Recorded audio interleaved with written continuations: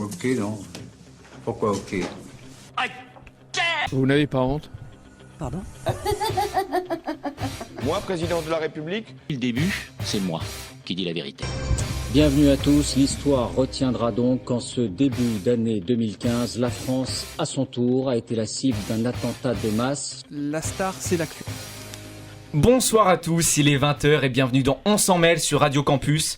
Alors désolé pour ce retard, pour une fois c'est pas notre faute. Je suis heureux de vous retrouver pour notre 26e émission. Nous sommes ensemble jusqu'à 21h pour évoquer et débattre de l'actualité locale, nationale et internationale. Alors nos plus fidèles auditeurs l'auront remarqué, je ne suis pas Tim Buisson puisque Tim est absent aujourd'hui, il est au salon de la radio à Paris. J'ai donc décidé de mettre en place un putsch pour prendre sa place en son absence. Alors ce soir, de quoi allons-nous parler? Nous allons parler des policiers municipaux. Faut-il les armer? Nous évoquerons ensuite le remplaçant de Christiane Taubira au ministère de la Justice, Jean-Jacques Urvoas. Est-ce un bon choix? Et enfin, nous nous attarderons sur l'Iran. Son président Hassan Rouhani était en visite en France la semaine dernière et il avait annoncé son intention de faire affaire avec nous. Alors la France doit-elle commercer avec l'Iran? C'est la question que je poserai aux chroniqueurs, ce sera vers 20h40. N'oubliez pas que vous pouvez intervenir avec nous sur notre page Facebook On s'en mêle et sur Twitter avec notre compte @OSM Radio Campus. Avant toute chose, on va faire l'habituel tour de table des chroniqueurs. Il nous apporte son dynamisme et sa bonne humeur et surtout ses statistiques. Il est étudiant à l'école de journalisme de Tours, c'est Wilfried de Rodenay. Bonsoir Wilfried, comment ça va? Je savais pas que t'allais parler de moi, mais bon, quand t'as dit bonne humeur, ça c'est clair.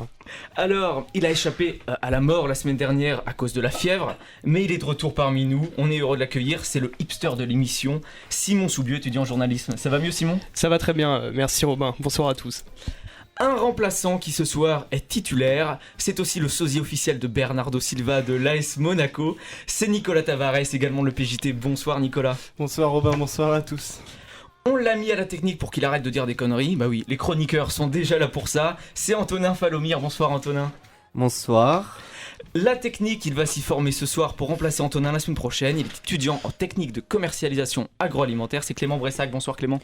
Bonsoir Robin, bonsoir à tous. Et on commence tout de suite avec le choix d'actu des chroniqueurs.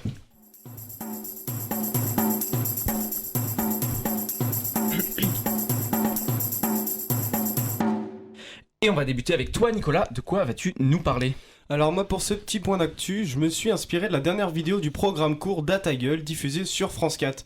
Je sais pas si vous connaissez tous, je rappelle le principe. En fait ce sont de courtes vidéos de 5 minutes d'analyse faites par des journalistes à travers le prisme des statistiques sur des sujets d'actualité. Bref, celui qui est sorti aujourd'hui il est particulièrement pertinent puisqu'il soulève une problématique assez ancienne mais récurrente, celle des limites de notre démocratie dite représentative. La vidéo commence avec une petite citation bien posée, une citation d'Albert Camus, je cite donc: la démocratie ce n'est pas la loi de la majorité mais la protection de la minorité. Je vous laisse y songer. Une fois le décor planté, le journaliste avance ensuite quelques chiffres comme ça. On apprend notamment que seulement 4% des élus à l'Assemblée nationale ont entre 25 et 40 ans, une tranche d'âge qui représente pourtant 19% de la population française. Puis au contraire qu'un élu sur 3 a entre 60 et 70 ans, alors que 11% des Français sont situés dans cette catégorie d'âge. Bon, je pourrais aussi vous dire que les grands électeurs qui élisent nos sénateurs ne sont au final que 0,3% du peuple français, mais bon, loin de moi l'idée de vous bassiner avec trop de chiffres. Pourtant des chiffres intéressants il y en a, comme le fait, c'est le dernier je vous le promets, que plus d'un tiers des députés cumulent 3 mandats. Un constat qui jette un froid sur la volonté des Français concernant le renouvellement politique par exemple. On évoque aussi l'abstentionnisme dans cette vidéo, non? Oui, c'est vrai Robin, c'est vrai. La vidéo trace l'évolution de l'abstentionnisme en France depuis 1977. À l'époque, le taux d'abstention était aux élections régionales à plus de 22%, aujourd'hui il culmine à plus de 50%.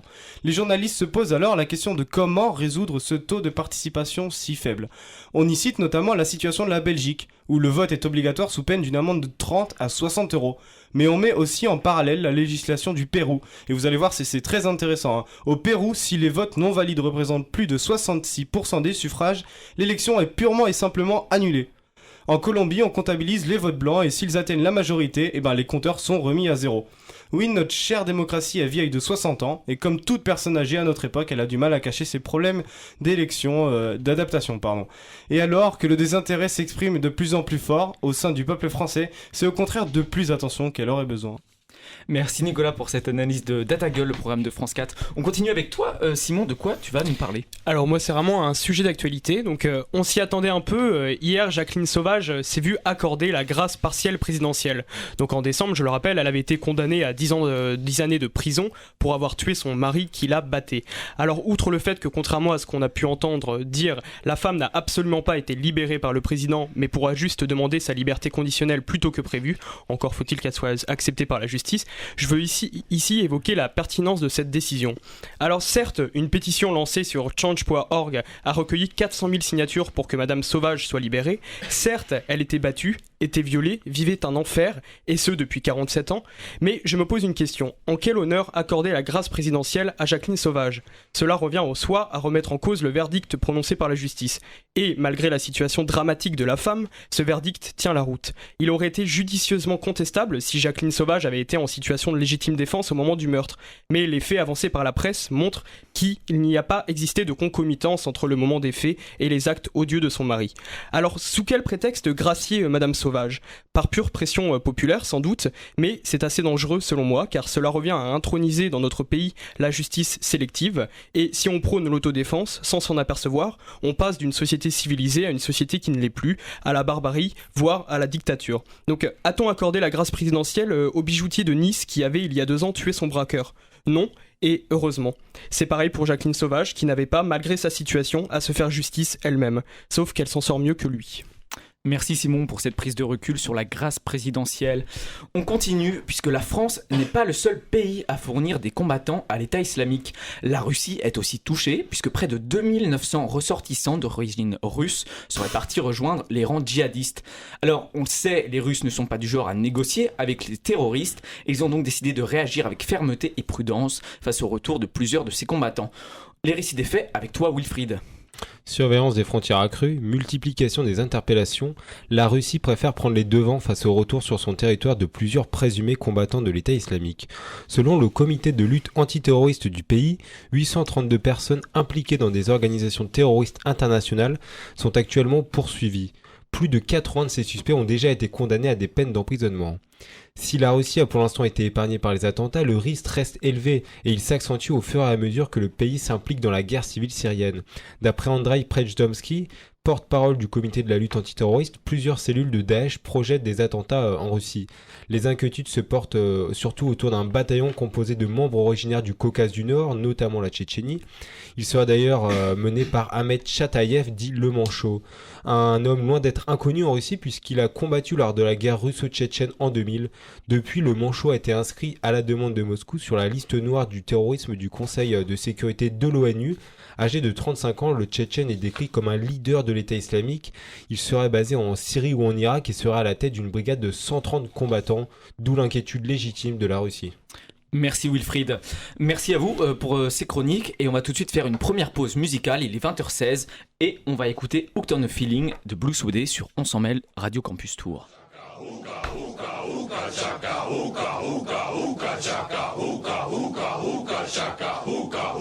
I can't stop this feeling deep inside of me.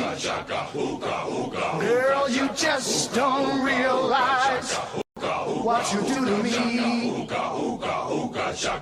When you hold me in your arms so tight, you let me know everything's alright.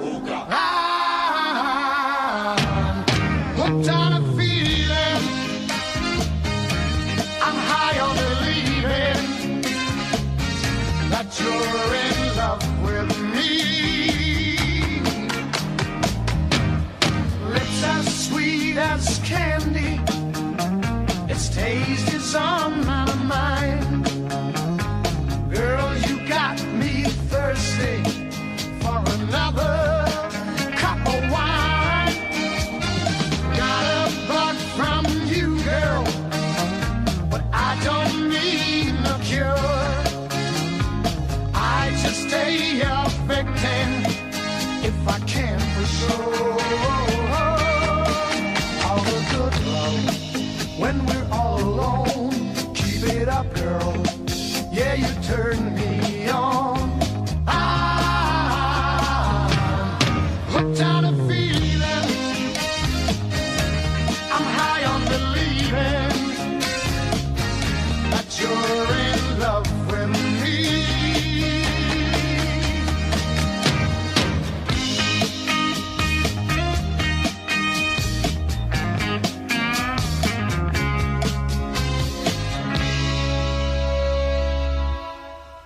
all the good love. When we're all alone, keep it up, girl. Yeah, you turn me on. I'm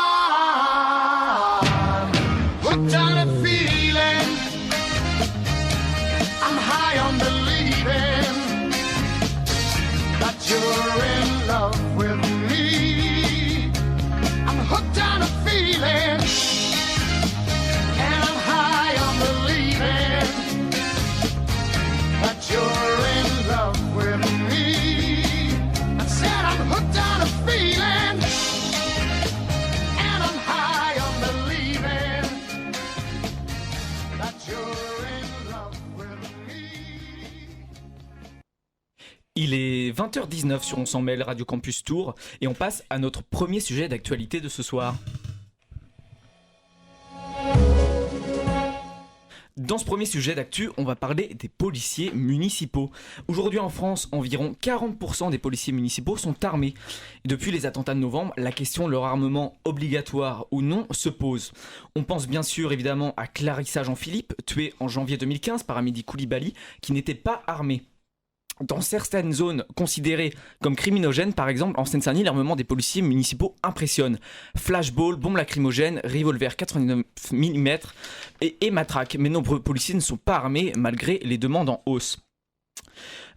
Donc les policiers municipaux doivent-ils être armés ? C'est une question légitime qu'on peut se poser, donc un an après les attentats de Charlie Hebdo et quelques mois après ceux de Paris.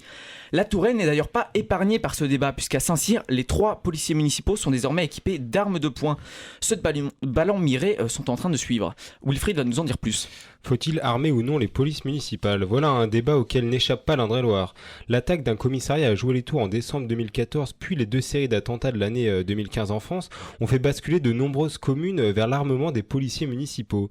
Le débat s'est même déplacé vers le type d'armement dont doivent disposer les polices municipales. Alors pistolet ou taser ? Beaucoup de communes ont déjà fait leur choix. À Amboise et Saint-Avertin, la police municipale est équipée d'armes non létales qui immobilisent. Ballon-Miré est en passe de suivre le mouvement avec un armement prévu pour mars. Les 2 policiers municipaux recevront alors des armes à impulsion électrique, un équivalent des tasers. Mais d'autres communes comme Joué-les-Tours, Chinon, Saint-Cyr ou Tours ont déjà armé leurs policiers avec des revolvers et des armes de poing. En tout, sur les 37 polices municipales de Touraine, 11 d'entre elles sont déjà équipées d'armes de catégorie B, donc ce sont les armes de poing. Des chiffres locaux qui se situent dans la moyenne nationale. D'après une enquête statistique sur l'armement des agents de police municipale effectuée en 2013, 82% des policiers municipaux sont armés et 39% sera équipés d'armes à feu de catégorie B, tandis que 11% sont armés de flashball et de taser. Des chiffres évocateurs qui masquent la réelle position du gouvernement. D'après le quotidien Maire Info, le ministère de l'Intérieur n'a aucune envie de généraliser l'armement des policiers municipaux. Merci Wilfried. Alors on va réélargir un petit peu le débat. Oui, Simon, tu veux réagir par rapport à Wilfried ? Je voudrais juste réagir rapidement. Wilfried, tu as évoqué en tout début de chronique qu'il y a eu à Joué-les-Tours en décembre 2014. Bon, est-ce que c'était vraiment une attaque ? On n'en sait pas grand-chose parce que c'est quand même des circonstances floues. Et c'est justement parce que les policiers étaient armés et ne savaient pas contrôler un homme seul alors que les policiers étaient beaucoup que l'homme a été tué. Parce qu'ils étaient armés, oui, justement. Mais il y a quand même un policier qui a été blessé au couteau, si je me rappelle bien. Oui, mais voilà. Ils étaient armés, les policiers. Oui, mais c'est bien une attaque alors si un policier a été attaqué au couteau. Enfin, Oui, je vois mais pas où ça te pose problème et... Non, mais parce que c'est pas aussi simple que ça. Bah, vas-y. Bon. Toujours est-il qu'on va élargir un petit peu la question. Alors, je vais vous poser la question, messieurs. Est-ce que les policiers municipaux doivent être armés ? Nicolas. Je pense que c'est une surenchère sécuritaire.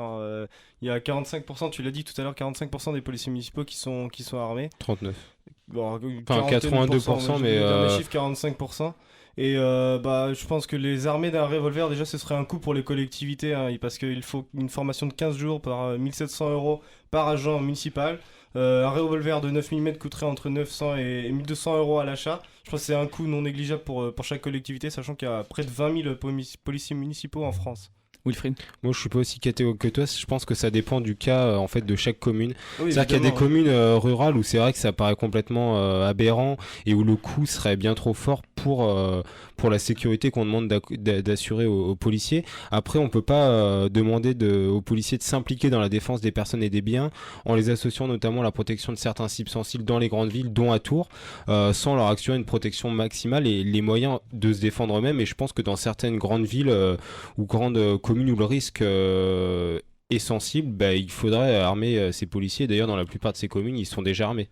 Simon, tu veux réagir ? Oui, donc moi je suis à la fois totalement contre et en même temps c'est pas aussi simple que ça, parce que je me dis je suis assez contre parce que dans ce cas-là, enfin je suis pas contre, mais il faudrait former les policiers municipaux à l'utilisation des armes qu'on leur fournit, parce qu'il y a quand même des exemples d'incompétence à ce niveau-là. Oui, mais on n'a jamais fourni des armes aux policiers sans leur donner de compétences. Il y a des formations minimum qui sont données au moment de l'armement de chaque police municipale. Donc là, le débat il se pose pas. Enfin, s'il y a des bavures, c'est pas par manque de formation. Dans ce cas-là, je vais reformuler. Former les policiers municipaux à essayer de ne pas intervenir avec une arme. Dans ce cas-là, s'il y a un homme qui est seul, qu'il y a 7 policiers municipaux, faire en sorte de l'interpeller sans avoir à lui tirer dessus. Mais sinon, pour en venir à ce que je disais, je suis à la fois pour, enfin si je peux utiliser ce terme-là pour ce que je vais dire, parce que si on veut tant rester dans Vigipirate, si on veut tant rester dans l'état d'urgence, il faut faire des compromis. Bon, moi c'est pas ma position, mais j'aimerais citer Cédric Michel, qui est président du syndicat de défense des policiers municipaux, qui disait: après les attentats, nous avons mis en place Vigipirate et demandé aux policiers municipaux de remplir des missions à risque, comme les policiers nationaux, à la différence que nous ne sommes pas armés et ne pourrons pas sauver nos vies en cas de danger. Donc faut quand même essayer d'écouter les policiers municipaux et essayer de les former comme il faut. Alors, ça revient à ce que je disais, mais après, si tu écoutes aussi juste les policiers municipaux, à les entendre, ils veulent tous être armés. Hein, donc, Ah oui, non, mais moi j'ai pas envie d'écouter seulement ça. Mais... Alors, j'ai un contre-exemple, messieurs. En Seine-Saint-Denis, certains policiers municipaux, comme à Aulnay-sous-Bois, sont armés depuis les années 90 déjà, et pourtant, aucun coup de feu n'a jamais été tiré par eux. Alors, on peut se poser la question, est-ce que c'est vraiment utile, ou est-ce que ce serait, comme l'a évoqué Nicolas tout à l'heure, peut-être de l'argent gaspillé finalement ? Faut remettre dans le contexte. C'est quelle ville de Seine-Saint-Denis ? Aulnay-sous-Bois. C'est une ville quand même une banlieue assez entre guillemets sensible, donc faut remettre dans le contexte. C'est sûr que si on armait depuis les années 80 les policiers de Saint-Cyr là, comme c'est fait aujourd'hui, ça serait un peu aberrant. Mais là, je veux pas faire le cliché, c'est la banlieue sensible, mais c'est une réalité. Mais aucun coup de feu n'a jamais été tiré. Mais justement, ça prouve que les policiers au final sont bien formés parce qu'ils tirent pas pour rien et que. Tant mieux. Et tu parles d'argent gaspillé, sauf que moi j'ai entendu qu'en réalité Bernard Cazeneuve avait dit on peut fournir, si le maire d'une commune demande, on peut fournir aux policiers municipaux des armes, mais en aucun cas ça sera des armes nouvelles achetées par l'État, mais ça sera des armes des policiers nationaux qui passeront aux policiers municipaux. Donc en aucun cas il y aurait de l'argent gaspillé. D'accord. Moi, je voulais juste revenir sur ce qu'a dit Wilfried tout à l'heure, comme quoi les grandes villes pourraient faire appel à cette arme. Certaines le font déjà, Tours le fait déjà. Certaines le font déjà, mais pour certaines petites communes, ce serait une utilité minimale. Je me rappelle surtout d'un exemple, il y a 2 ans, dans une ville que je connais bien, Blois, il y a eu une bavure. Oui, je connais bien. Une bavure policière qui a impliqué la perte d'un œil d'un jeune homme dans une zone assez sensible de la ville, et l'homme n'était pas armé, le policier avait un flashball, et bon, ça a suscité beaucoup de réactions et beaucoup de manifestations contre cette bavure. Donc voilà, je veux dire, tout ça pour dire que je pense qu'il avait raison pour les grandes communes que les policiers soient armés d'armes létales, mais dans les petites communes, l'utilité serait minimale. Justement, on connaît les dérives avec les flashballs. Est-ce qu'on peut pas craindre la même chose avec les armes à feu si elles se banalisent, Wilfried ? Mais je pense que c'est un peu une réaction un peu populiste de se dire parce qu'il y a des bavures, il faut pas du tout généraliser cet armement ou pas du tout armer les policiers municipaux. On n'est pas aux États-Unis non plus. Et Nicolas, il a raison de citer cette bavure, mais voilà, c'en est une en 2 ans, et je crois pas que depuis il y en a eu d'autres. Donc c'est des cas vraiment très très isolés, et il faut pas se dire il faut pas armer les policiers municipaux pour ça. On n'a jamais remis en cause l'armement des policiers nationaux, alors qu'il y a eu des tas de bavures aussi. Récemment, il y avait eu le procès de Ziyad Ebouna, on n'a jamais remis en cause l'armement des policiers nationaux, alors que voilà. Et est-ce que la police municipale sur le long terme va pas se substituer à la police nationale du coup, si on les arme ? Je sais pas, j'avoue que là tu me poses une colle. Je pense que les deux sont amenés à être complémentaires et aujourd'hui dans le plan de l'état d'urgence, c'est un peu ce qui est en train de se passer, c'est que la police municipale vient en renfort des policiers nationaux parce qu'on se rend compte que les policiers nationaux peuvent pas assurer la protection des citoyens et des sites sensibles à eux tout seuls et c'est pour ça que certaines communes souhaitent armer les policiers municipaux parce qu'on demande aux policiers municipaux d'avoir plus de responsabilités et de tâches en fait. Oui, l'exercice de l'un n'empêchera pas l'exercice de l'autre, même s'il est plus armé ou autant armé. Je pense que le champ d'activité de la police municipale n'entrera pas en conflit avec le champ d'activité de la police nationale, peu importe qu'elle soit armée ou non. Surtout, ça peut même, presque permettre de désengorger un peu le travail des policiers nationaux. Ils se plaignent énormément, en plus là avec l'état d'urgence, d'avoir de plus en plus de travail. Je parlais la dernière fois avec un syndicaliste de la police de Tours, il disait que vraiment ils étaient surmenés, il y avait des congés en moins. Je pense que ça peut être une bonne chose, cette alliance un peu, pas cette alliance, mais vous voyez ce que je veux dire. Cette combinaison, si tu veux. Oui, voilà. Bon bah écoutez, ce sera le mot de la fin de ce débat. Merci messieurs. Tout de suite, il est 20h28, on va faire une petite pause musicale sur On s'en mêle. On va écouter Set and Match, on dirait le Sud.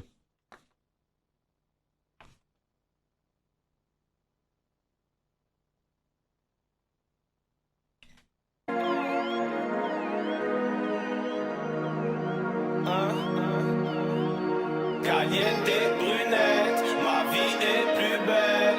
Je vis dans le grand sud, lui qui m'attend. Plus farniente, lunettes, ma vie c'est ruelle. Ici le temps est suspendu, même l'hiver est attendu. On dirait le sud, rien d'autre que demander de plus. Je l'ai dans le sang, cette ville m'obsède. On fait tout pour esquiver le stud. Le soleil éclaire nos visages, quelques bangers dans le sillage. Facile de se laisser distraire. Cette bitch m'a fait louper le virage. On reste jeune ici, c'est dur de s'élancer. Le sable est chaud, je ne sais sur quel pied danser. Chiller c'est sacré, ne viens pas nous déranger. Je reste assis devant ton boule, ton déhanché. On vit d'amour, de sexe, de bière, d'eau salée. Tu ne voudras plus repartir, ça on savait. Un peu de temps, tu te retrouves condamné. Un peu d'amour, de sexe, de bière, d'eau salée. Mental de sévice, je vis, je rêve, je l'évite. On sévit quand le soleil touche son zénith. Le temps s'arrête ici, on se laisse vivre, on se perd dans toutes les tentations. L'alcool, les meufs, la résine. Mental de sévice, je vis, je rêve, je l'évite. On sévit quand le soleil touche son zénith. Le temps s'arrête ici, on se laisse vivre, on se perd dans toutes les tentations. Les meufs, la résine. Je viens de là où les gens prennent le temps et savent se détendre. Enchaîne à haute fréquence, cocktail et savoureux mélange. Ici on compte pas nos heures, on compte juste nos dépenses. Suffit de quelques jours pour succomber à ces formes alléchantes. Je suis perdu entre le futur et le carpe diem. J'crois jamais d'une moi, j'prends sur moi, j'vois la vie en café crème. J'reste négro qu'aime les lolos, les boules assez fermes. C'est mon sud, ouais, j'crois que rien ne changera, ça c'est clair. On vit d'amour, de sexe, de bière, d'eau salée. Tu ne voudras plus repartir, ça on savait. Un peu de temps, tu te retrouves condamné. Un peu d'amour, de sexe, de bière, d'eau salée. Mental de sudiste, je vis, je rêve, je l'évite. On subit quand le soleil touche son zénith. Le temps s'arrête ici, on se laisse vivre, on se perd dans toutes les tentations. L'alcool, les meufs, la résine. Mental de sudiste, je vis, je rêve, je l'évite. On subit quand le soleil touche son zénith. Le temps s'arrête ici, on se laisse vivre, on se perd dans toutes les tentations. L'alcool, les meufs, la résine. Allez, allez, allez, viens, viens dans mon sud. Allez, viens, je te paye un voyage pour mon idylle. Oublie Paname, ton canapé c'est tes mimiques. Viens, viens boire un coup dehors, peut-être d'autres en plus, s'il le faut jusqu'à l'aube. On est deux vrais noctambules, chacun son truc, chacun son sucre. Ouais, les calanques de la Corse jusqu'au sud, ouest. On est les enfants du soleil, train de vie en dilettante. Ici c'est les vacances toute l'année, vous m'en direz tant. Il est 20h33, merci à vous d'écouter On s'en mêle. En deuxième sujet d'actualité, nous allons parler de la démission de Christiane Taubira et plus précisément de son remplaçant au ministère de la Justice, Jean-Jacques Urvoas. Alors, depuis plusieurs mois, Urvoas était sur tous les fronts. Il était rapporteur de la loi renseignement, rapporteur de la loi de prolongation de l'état d'urgence, président de la commission des lois chargée d'en assurer le contrôle parlementaire et il a même été un temps pressenti pour co-diriger la commission d'enquête sur les attentats. Finalement, sa dernière mission avant d'être nommé la semaine dernière fut de tenter de rassembler la gauche derrière la mesure de déchéance de nationalité. Alors messieurs, cette nomination, est-ce que finalement c'est un bon coup de valse pour assurer cette mesure justement de la déchéance de nationalité ? Simon ? Ah bah si c'est pour assurer cette mesure de déchéance de la nationalité, oui c'est un bon coup de valse, oui. Bah y a aucun doute là-dessus, comme tu l'as dit, Jean-Jacques Urvoas a été sur tous les fronts depuis un moment, Christiane Taubira était totalement contre, pour ça oui, il y a même pas de contradiction à avoir là-dessus. On peut ne pas être d'accord ou être d'accord, mais là-dessus, oui, c'est clair que c'est pour ça. Je suis complètement d'accord avec ce que dit Simon. En plus, il nomme un de ses proches, Urvoas, par rapport à Valls. Oui, bah, comme il disait, Taubira est complètement contre. Ça montre aussi qu'il attache une très grande importance à ce dossier. Hein. Des fois, la politique, c'est simple, et là, c'est totalement simple. Enfin, on sait où veut aller Valls, on sait qui est Urvoas. Enfin, il y a vraiment rien à dire là-dessus dans la stratégie. Ok, fin du débat, merci. Merci à vous, c'est fini. Donc, je sais plus où j'en étais. Voilà. Donc, Christiane Taubira, donc, qui était, on a dit, contre cette mesure de déchéance de nationalité, pardon. Est-ce qu'après son départ, finalement, le gouvernement va pas encore plus pencher vers la droite ? C'était une des dernières ministres qui se disait vraiment socialiste. Et est-ce que le PS va pas finalement, le gouvernement, pardon, va pas finalement se déporter à droite ? Nicolas. Il y a des chances, on le remarque un peu depuis 2012, il y a un petit revirement à droite progressif. J'avais juste quelques petits, légers, j'ai pas trop envie d'être catégorique là-dessus. Il y avait 3 ministres à l'aile droite du PS en 2012. En 2014, Macron arrive, il y en a un, donc Macron. Il y a ensuite aujourd'hui Taubira qui restait l'une des plus à gauche, dont la droite s'est réjouie de son éviction. Il y a 7 valsistes, il y a Macron, donc il y a petit à petit, il y a une progression vers la droite de la gauche, oui, c'est clair. Oui, moi je suis d'accord avec toi pour dire que ça a été progressif, mais je suis pas d'accord avec toi pour dire que ça a été petit du tout. Enfin là, on est tellement dans une période totalement sécuritaire, mais c'est... Oui, c'est le contexte qui veut ça aussi, certainement, dans le choix des réformes, dans le choix des mesures et dans le choix des dossiers d'actualité. Je suis d'accord avec Nicolas, c'est le contexte qui a renforcé parce que, entre guillemets, le glissement du socialisme, du PS vers la droite de la gauche, c'est depuis les années 90 et la fin de François Mitterrand, c'est acté, voilà, tout le monde est prêt à le reconnaître et c'est vrai que là, le contexte des attentats a fait que le pouvoir, le PS a plus pris un tournant, je trouve, sécuritaire que vraiment à droite. Même s'il emprunte beaucoup de mesures de droite, notamment à des chances de nationalité, voilà. Qui fait pas l'unanimité d'ailleurs au sein du PS. Hein. Ouais, bon après, c'est pas du tout notre débat là, mais il n'y a pas eu un revirement vers la droite constant au PS depuis Mitterrand. Sous Lionel Jospin, c'était quand même un gouvernement de gauche avec les Verts, avec les radicaux, c'était pas totalement à droite. À aucun moment on a remis en cause les 35 heures, d'ailleurs on les a même créés à cette époque-là.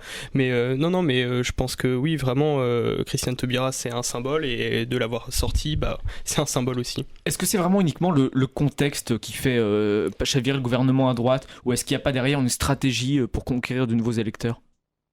C'est risqué si c'est une stratégie, comme tu dis, je sais pas, hein, mais tu veux conquérir de nouveaux électeurs, mais tu risques d'en perdre aussi énormément. À côté, t'es concurrencé par ta gauche, à ta gauche par Jean-Luc Mélenchon et son parti de gauche et le front de gauche. Et Dieu sait que Jean-Luc Mélenchon est un très bon orateur et qu'il peut rassembler des déçus du PS et il a déjà commencé à le faire.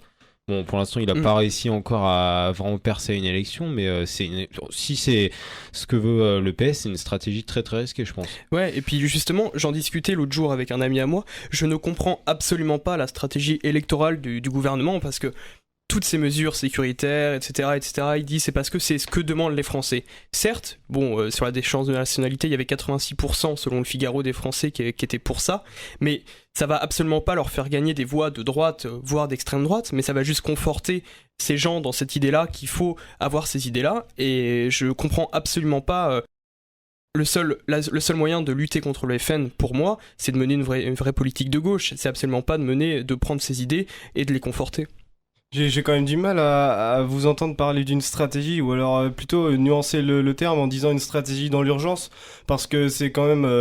j'ai pas dit dans l'urgence. Même si ça paraissait évident, l'éviction de Taubira, elle est quand même liée très largement à son opposition dans le dossier de la déchéance de nationalité. Donc ça, je pense pas que c'était volontaire non plus, on savait pas qu'elle allait s'opposer aussi fortement et le montrer aussi hautement. Donc je pense que c'est plutôt une stratégie dans l'urgence plutôt qu'une stratégie à long terme. Est-ce que c'était vraiment voulu au départ ? Je pense pas. Ah non, mais moi je parlais pas de la stratégie de virer Taubira, je parlais de prendre Urvoas. Ouais. Wilfried. Mais d'ailleurs, Urvoas, juste pour recentrer un peu le débat sur cet homme, c'est vraiment un homme à tout faire du PS, et entre guillemets, moi ce qui me dérange un peu chez lui, c'est que j'ai l'impression, de ce que j'ai pu lire dans les médias, notamment dans Le Monde, il y avait un très bon portrait la semaine dernière, c'est que c'est un homme qui a pas tant de conviction que ça, c'est-à-dire que quand le PS ou le gouvernement en l'occurrence lui demande de faire quelque chose, il le fait.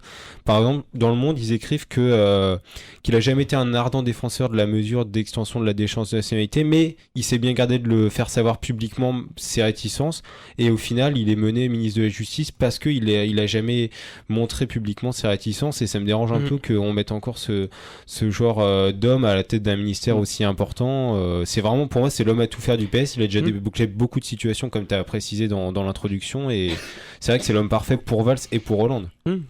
Jean-Pierre Chevènement ne disait-il pas, quand on est ministre, soit on est d'accord, soit on se casse. Au moins on sait que Urvoas il sera d'accord à tout ce qu'on lui demande de faire. C'est ça. Alors Wilfried te dit c'est l'homme de la situation, mais est-ce que ça aurait pour pas le pu PS. être pour le PS, oui bien sûr, mais est-ce que ça aurait pas pu être une femme de la situation, puisque après le départ de Christiane Taubira, le gouvernement n'est plus paritaire. Alors est-ce que vous pensez que une femme aurait dû être nommée à la place de Christiane Taubira? Et pour compléter ce que tu dis, tous les ministères régaliens, c'est-à-dire la justice, la défense, l'intérieur, sont maintenant dirigés par des hommes.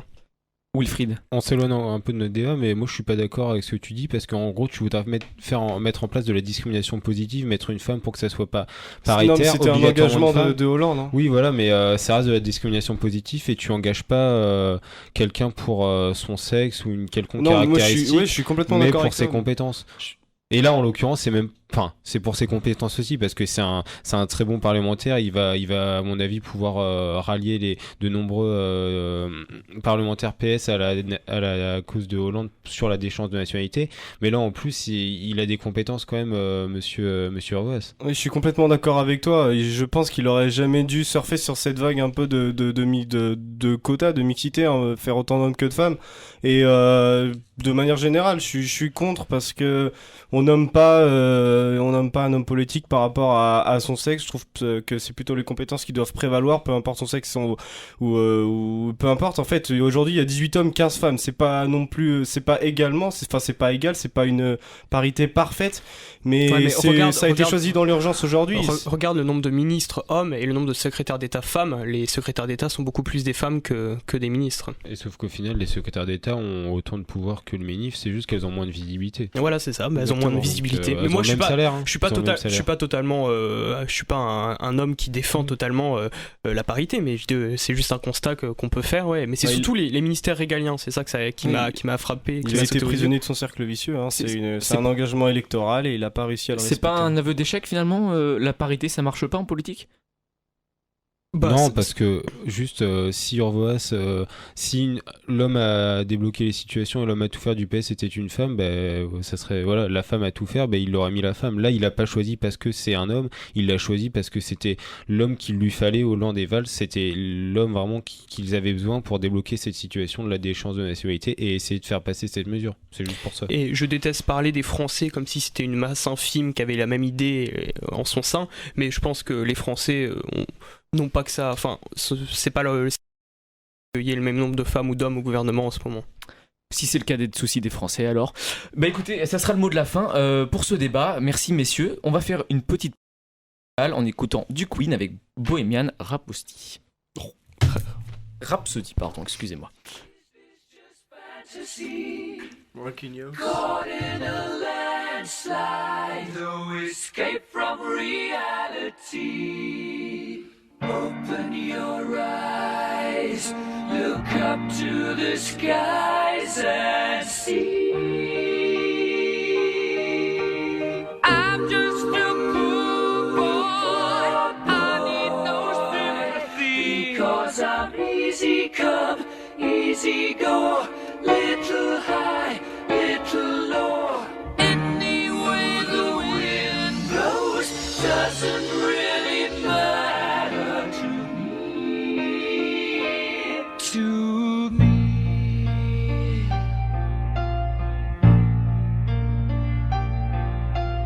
Mama just killed a man, put a gun against his head, pulled my trigger, now he's dead. Mama, life had just begun, but now I've gone and thrown it all away. Mama,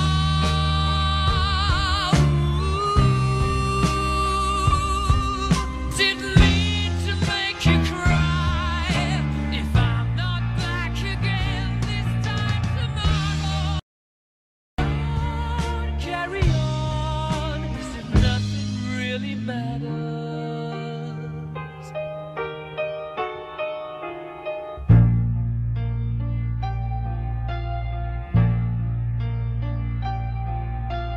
Too late, my time has come. Sent shivers down my spine, body's aching all the time. Goodbye, everybody, I've got to go. Gotta leave you all behind and face the truth. Mama, wind blows, I don't wanna die. I sometimes wish I'd never been born at all.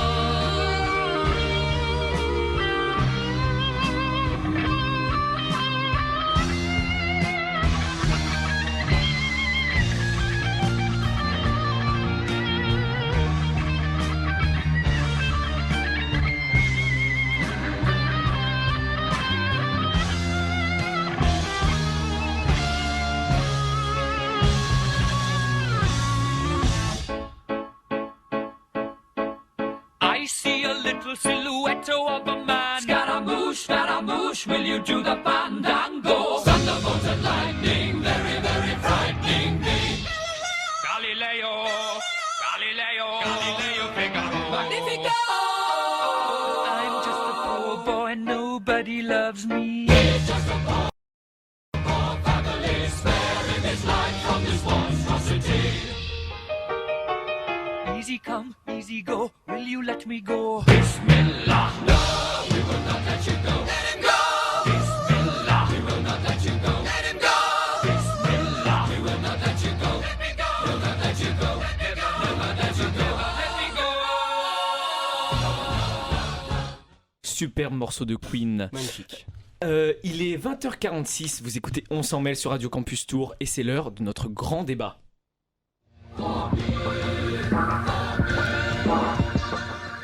Et ce soir, nous allons évoquer l'Iran. Excusez-moi. Le président iranien Hassan Rouhani était en visite en France la semaine dernière et il s'est notamment rendu au MEDEF à la rencontre des entreprises françaises. Manuel Valls a d'ailleurs déclaré « La France est prête à mobiliser ses entreprises pour contribuer à la modernisation de l'Iran ». Résultat, Peugeot Citroën va faire son retour en Iran, la SNCF va investir dans le pays ainsi que Vinci et Total. Des contrats avec Airbus ont été signés pour la vente de 118 appareils. Une entente entre les deux pays qui fait débat, l'Iran étant connu pour son manque de respect envers les droits de l'homme. Alors, on peut se poser la question, est-ce que la France, moralement, peut se permettre de commercer ainsi avec l'Iran? Wilfried, ton avis sur la question? Mais moi je trouve que c'est un débat extrêmement populiste et c'est un peu bête comme débat parce que Merci. ce débat qu'on se pose pour l'Iran, on pourrait se le poser pour tellement de pays. Tu dis l'Iran est connu pour pas respecter les droits de l'homme, mais avec combien de pays on commerce et qui sont connus pour pas respecter les droits de l'homme non plus? M'engueule pas, c'est pas de ma faute. c'est Non pas mais moi qui je ai sais, choisi. non mais je le dis quand même ça, voilà, parce que ça m'énerve ce genre de débat et de toute façon on sait très bien que depuis longtemps que c'est pas les droits d'homme et la morale qui régissent les échanges économiques internationaux, donc bien sûr qu'on peut commercer et voilà. Non, mais justement, là tu m'as pris de court parce que la question qu'elle avait posée c'était doit-on commercer avec l'Iran? Et moi je vais transformer la question en peut-on commercer avec l'Iran? Parce que faut quand même savoir qu'il y a eu des embargos pendant longtemps mis en place par les pays occidentaux. Non mais fronce pas les sourcils comme ça, je le dis parce qu'il y a des choses à rappeler. Mis en place par les États-Unis, par les pays occidentaux. Il y en a beaucoup qui ont été levés le 16 janvier dernier, donc c'est pour ça que Hassan Rouhani est venu en France, etc., etc. Mais il en reste énormément mis en place par les États-Unis, donc par l'agence de trésor américain qui s'appelle l'OFAC, et il y a énormément de listes noires de sociétés avec qui on ne peut pas commercer, et ça représente entre 10 et 20% de l'économie iranienne, ce qui est quand même énorme dans un pays de 80 millions d'habitants, et c'est d'ailleurs pour ça que BNP Paribas, la banque française, avait été condamnée par les États-Unis à verser 8 milliards ou 8 millions, je ne sais plus, c'est quand même c'est un chiffre important, parce qu'elle avait violé l'embargo, et il en existe encore énormément, donc c'est surtout peut-on commercer avec l'Iran plutôt que doit-on commercer avec l'Iran. Aujourd'hui les embargos qui restent c'est des embargos pour la plupart mis en place par les Américains, donc qui interdit par exemple les entreprises américaines d'aller et les entreprises françaises aussi, mais les entreprises sont contrôlées par l'agence du trésor américain concernant leur commerce avec l'Iran. Ah oui. Ouais. Ça m'étonne. Bon, en tout cas, oui. Après, c'est normal aussi qu'on lève pas d'un coup les sanctions, dans le sens où l'Iran, ça a toujours été un pays un peu rebelle par rapport à ce que demandaient les Occidentaux. Ça s'explique par tout un tas de raisons, voilà. Et c'est normal qu'on mette des paliers progressifs pour enlever ces sanctions. Mais voilà, c'est une bonne chose. Je pense que l'Iran recommence à commercer avec la France. Alors, François Hollande a assuré que la question syrienne avait aussi été évoquée avec Hassan Rouhani, mais finalement, aucun fond n'est réellement ressorti de cette discussion. Est-ce que finalement, la Syrie, c'est pas un prétexte pour parler affaires? Nicolas? Oui, il y a même Amnesty International et Reporters sans frontières qui voulaient qu'on parle des droits de l'homme avec Hassan Rouhani, enfin entre Hassan Rouhani et François Hollande. Finalement, ça n'a pas été fait en coulisses. Donc oui, je pense que c'est clairement un prétexte pour parler économique et pour parler marché. En même temps, il y a un potentiel important. C'est la 4e réserve mondiale de pétrole, l'Iran. Il y a des aéroports, il y a des routes, des voies ferrées à rénover. Le système de circulation est pas exemplaire là-bas et Airbus a signé l'un de ses plus gros contrats de son histoire récemment. 23 milliards d'euros. J'allais juste ajouter à tes propos que si tu donnes un peu les montants des contrats, c'est impressionnant. C'est assez énorme. Ouais. C'est assez flou d'ailleurs, on ne sait pas si c'est des... on a noté 10 milliards, on a dit 15 milliards, on a dit 23 milliards pour Airbus. Moi j'ai 23 milliards. Très important. 23 milliards d'euros pour 118 appareils neufs, voilà. Pour qu'Airbus devrait assigner avec Téhéran. Et il y a aussi l'Iran qui a acheté 40 avions à l'entreprise française ATR aussi, c'était hier ou avant-hier, c'est quand même 40 avions, c'est pas rien. Et je pense que François Hollande se frotte un peu les mains de la baisse progressive des embargos vis-à-vis de l'Iran, parce que c'est quand même un marché, je le dis, je le répète, qui est énorme. 80 millions d'habitants en Iran, c'est beaucoup plus que la France, c'est presque plus que l'Allemagne, c'est assez énorme. Et puis vu la situation économique de la France, je sais pas si on peut vraiment s'en passer en fait. L'économie prime toujours sur les autres critères, Wilfried? Oui, déjà oui. Ensuite, je voulais dire, tu disais, est-ce que la crise syrienne, c'était pas un prétexte? C'était pas un prétexte parce que c'était pas caché que c'était surtout une visite diplomatique à des fins économiques. La visite de Rouhani au MEDEF, c'était annoncé. Donc, si c'était un prétexte, ça aurait pas été annoncé. Peut-être histoire de se donner bonne conscience. Oui, mais bon, après, voilà, si on connaît un peu la situation, l'Iran, ils soutiennent le régime de Bachar al-Assad en envoyant des milices chiites, donc ils envoient des hommes combattre, alors pas énormément, mais ils en envoient quand même. Donc on savait bien que voilà, c'était une discussion un peu dans le vent et que ça allait mener à rien. Les intérêts sont trop contradictoires dans la région entre l'Iran et la France pour qu'il y ait un réel accord comme ça au détour d'une visite diplomatique. Donc si je comprends bien, l'Iran et ses 80 millions d'habitants, c'est un marché dont la France ne peut pas passer à côté finalement. Les entreprises françaises.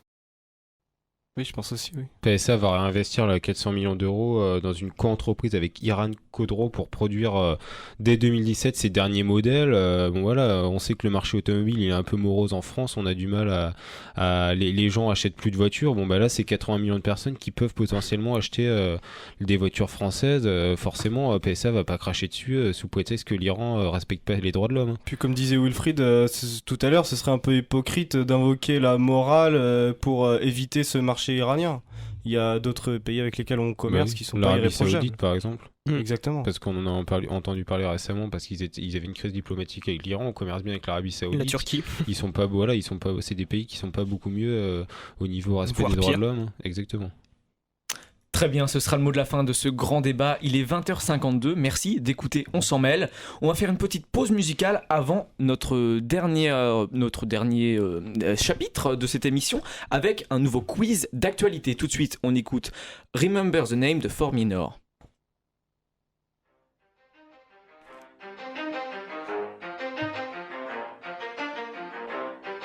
You ready? Let's go. Yeah. For those of you that want to know what we're all about, it's like this, y'all. This is 10% luck, 20% skill, 15% concentrated power of will, 5% pleasure, 50% pain, and 100% reason to remember the name. He doesn't need his name up in lights, he just wants to be heard, whether it's the beat of the mic. He feels so unlike everybody else, alone, in spite of the fact that some people still think that they know him, but fuck him, he knows the code. It's not about the salary, it's all about reality and making some noise, making a story, making sure his click stays up. That means when he puts it down, Tox picking it up. Let's go. Who the hell is he anyway? He never really talks much, never concerned with status, but still even him starstruck. Humble through opportunities given despite the fact that many misjudge him cause he makes a living from writing raps. Put it together himself, now the picture connects. Never asking for someone's help or to get some respect. He's only focused on what he wrote. His will is beyond reach, and now it all unfolds. The skill of an artist. This is 20% skill, 80% fear. Be 100% clear, cause Ryu was ill. Who would've thought he'd be the one that set the West in flames? And I heard him wreck it with the crystal method, name of the game. Came back, dropped Megadeth, took him to church. I like Bleach, man. Ryu had the stupidest verses, dude is the truth. Now everybody giving them guest spots and stocks through the roof. I heard he fucking with that stock. This is 10% luck, 20% skill, 15% concentrated power of will, 5% pleasure, 50% pain, and 100% reason to remember the name. They call him Ryu, he's sick and he's spitting fire and Mike got him out the dryer, he's hot. Found him in Fort Minor with top, but a fucking nihilist porcupine. He's a prick, he's a cockpit type. Women wanna be within rappers, hope he gets shot. 8 years in the making, patiently waiting to blow. Now the record with your notice taking over the globe. He's got a partner in crime, his shit is equally dope. You won't believe the kind of shit that comes out of this kid's throat. He's not your everyday on the block. He knows how to work with what he's got, making his way to the top. He often gets a comment on his name. People keep asking him, was it given that birth or does it stand for an acronym? No, he's living proof. Let him rock in the booth. He'll get you buzzing quicker than a shot of vodka with juice.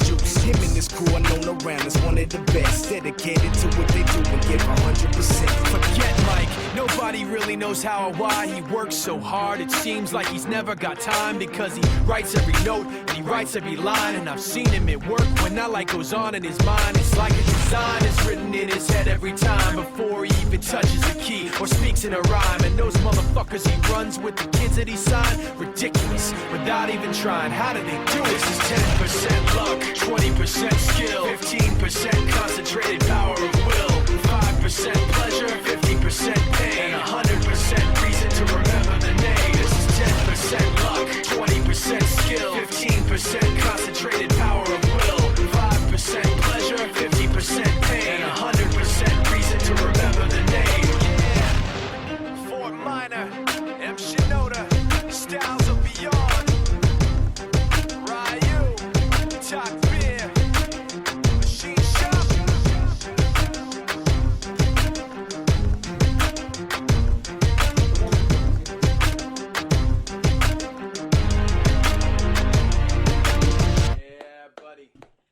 Il est 20h56, vous écoutez bien On s'en mêle sur Radio Campus Tour, merci d'être avec nous. Ce soir, pas de débat qui sert à rien, on innove dans l'émission pendant que Tim n'est pas là, on va tenter un petit quiz d'actualité.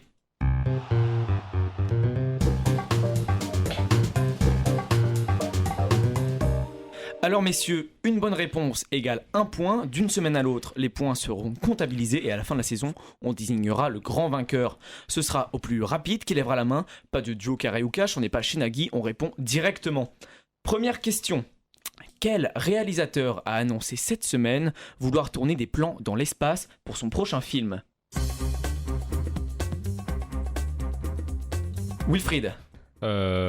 Mec de Star Wars, je crois, c'est pas Colin Trevorrow. C'est Colin Trevorrow, en effet Colin Trevorrow, le réalisateur de Jurassic World, qui sera le réalisateur de Star Wars 9, qui est prévu pour 2019, a annoncé qu'il souhaitait tourner des plans dans l'espace pour le prochain film pas le prochain, mais celui d'après, de la saga. Donc ce serait une première dans l'histoire du cinéma, des plans en IMAX dans l'espace. Pour l'instant, il n'a pas eu de réponse du studio de Lucasfilm, mais ce serait vraiment extrêmement onéreux, je pense. C'est ambitieux. Ambitieux. On passe à la deuxième question, un peu de sport, messieurs. Alors, vous le savez sans doute, Novak Djokovic a remporté hier son 6e titre à l'Australian Open face à Andy Murray. L'un d'entre vous peut-il me donner le score du match ?